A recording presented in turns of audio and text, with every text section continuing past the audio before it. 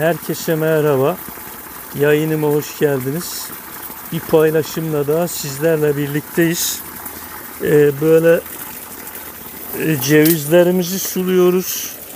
Bu ara kısa da bir video çekelim istedim kıymetli izleyenler. Cevizlerimiz tabi bugün günlerden 20 Ağustos. Rakım, burası Kahramanmaraş Dulkadiroğlu merkez ilçesi. Rakım 523 galiba, emin değilim ama o civarda 520-30. Biz cevizlerimize su vermeyi genelde 15 Ağustos 20 Ağustos gibi bırakıyoruz. Eylül başı gibi de, yani son sudan 15 gün sonra da hasat ediyoruz cevizlerimizi.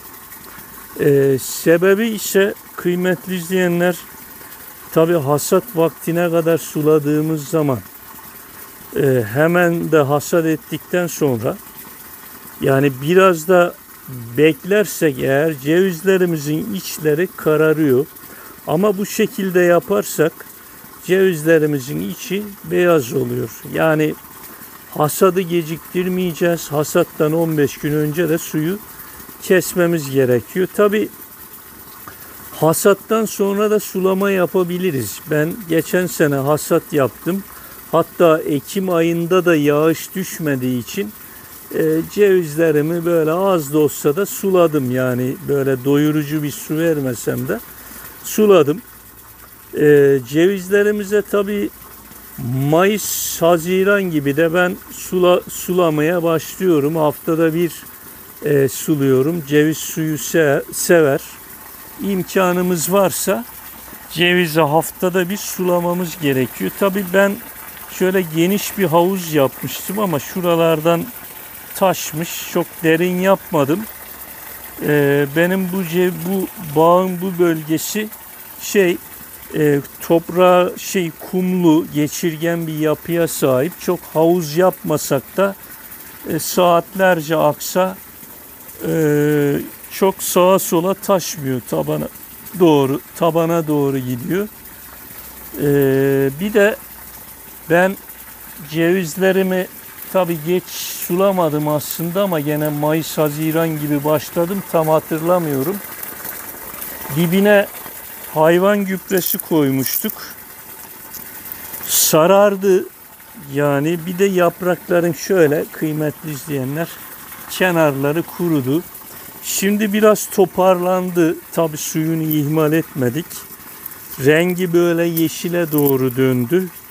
Ama bu sararma cevizlerimizin iriliğini de etkiledi. Geçen seneki gibi iri olmadı. Aslında fena da değil iriliği, şöyle de göstereyim. Yani sulamayı haftada bir yapmak lazım. Bir de gübre dökmüştüm arkaya, az önce de söyledim. Onun şerbeti galiba köklere fazla indi yağmur suyuyla birlikte. Bu yaprakların kurumasında onun da etkili olduğunu düşünüyorum. Tabii biz çok ticari amaçla ceviz yetiştirmiyoruz. Genelde tabi bize yetecek kadar cevizimiz var. Yani çok az bir kısmını satıyoruz. Hani bizim için içinin siyah, kahverengi olması, beyaz olması önemli değil. Önemli olan tadı.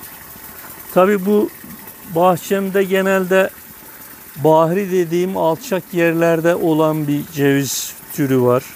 Çetnir var birkaç ağaç. Maraş 18 dediğimiz ceviz türleri var.